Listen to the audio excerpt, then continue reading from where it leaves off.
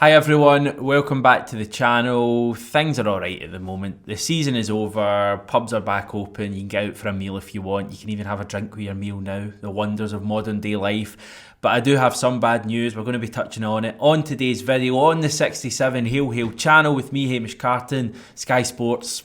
I'm sorry to announce they're at it again.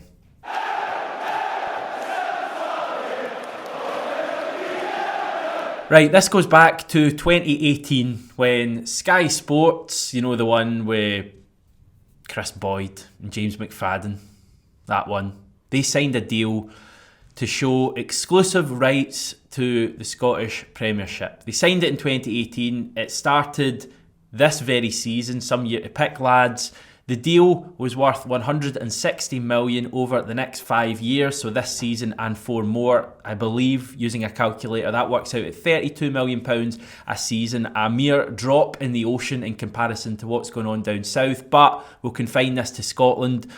As much as the money figures are the stuff that makes the headlines, for me, it's actually the quality and even the quantity of Sky Sports broadcasts surrounding the Scottish Premiership this season that have created the issue and are the reason I'm doing this video. The deal they signed in 2018 meant that Sky should be showing 48 Premiership matches per season, excluding the end of season playoffs. The 2 legs of the quarter-final, the 2 legs of the semi-final, and of course the 2 legs of the final. Since then, the SPFL have bought back the first 4 of those 6 matches, with Sky now only showing the final, this year Kilmarnock Dundee. But that's not really relevant to Celtic. The thing that is relevant to Celtic is the fact that Sky signed up to show 48 Premiership matches a season, and this season they only showed 41. Okay, it wasn't an absolute cast iron guarantee that they would show 48 games. They had the option to show up to 48 games, but when the BBC reported this deal had been signed between the SPFL and Sky, there was no mention of up to 48 games. This seems to be something that has come in recently. Sky not showing enough Scottish football, but more than that, Sky just having no game plan about when to show Scottish football. The start of this season, they showed so much of it, while English football was away. Basically every league in Europe had a late start due to COVID, apart from the Scottish Premiership that's obviously started early because we finished early. Sky took that opportunity to show as much Scottish football as they could. The opening weekend, they had 3 matches. One of them, for some reason, was a Monday night game between Ross County and Motherwell. Elsewhere in the first month of the season, they showed Dundee United at home to Hibs. They showed Hibs at home to Motherwell. They showed so much football, 2 games every weekend for the first month. They showed all 12 Premiership teams and 13 games in total in that first month. What happens later on in the season? They start having weekends where they don't show games at all. They didn't show any of Celtic's post-split matches other than the obvious one at Ibrox.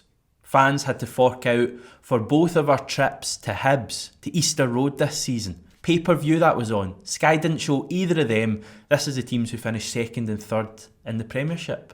What's going on? One of our trips to Pittodrie at the end of the season. Pay-per-view was the only option again. Trips to St Mirren and Ross County. The same story for the Celtic support. Now, this isn't a go and feel sorry for the Celtic support video. I'm well aware that the vast majority of teams in the Scottish Premiership won't have their away games televised like Celtic and Rangers do. But this is what Sky promote. It's almost an unwritten rule that every Celtic and Rangers away match will be televised on Sky. It's been that way with a couple of exceptions for 15, 20 years. Yet now, this season, for some reason, we had 5 or 6 away matches that weren't shown in Sky. And the thing that makes this even more alarming is that Sky showed more Scottish football matches on their platform this season than they ever have before. Fair play to them, they stumped up the cash when BT Sports didn't, but I can't help but feel that Scottish football would be in more secure and better hands had BT Sport got the exclusive rights.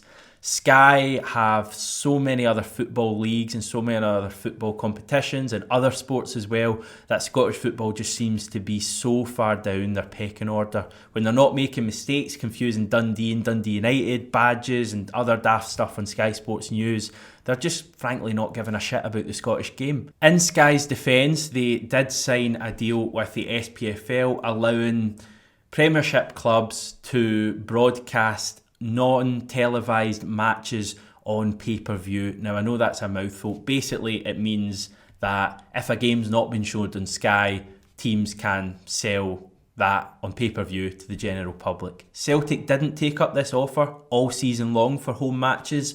Will be interesting to see whether Dominic Mackay looks to rectify that next season, especially when fans will no doubt be back, touch wood, in some sort of numbers. Would having the option of pay-per-view there deter fans from actually going out into the cold, and it is usually cold, Celtic Park for a midweek game in December or January, for example? I'm also conscious that we can't have it both ways.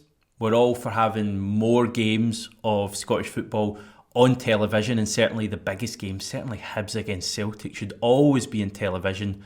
But then we can't also argue that too many games have been moved for television. But I do think there is a sweet spot there. We went through a wee phase a couple of seasons ago where they were playing games on a Sunday afternoon/evening. Remember the famous Scott Brown won the league at Rugby Park? I think that was a 4 o'clock or a 4:05 kickoff in Kilmarnock. That kind of kickoff is ideal for supporters. Even better if you could have a 5:30 kickoff on a Saturday, for example, the kind of thing Premier Sports have done in recent times. So I think there is a sweet spot there. Looking forward to next season, I genuinely don't think it will be nearly as bad as this year. There's a few reasons for that. Number one is that fans will be back in some sort of numbers, so watching football will be better. The league will also be stronger. With all due respect to Hamilton, their place being replaced by Heart and Midlothian does mean that the league is more attractive.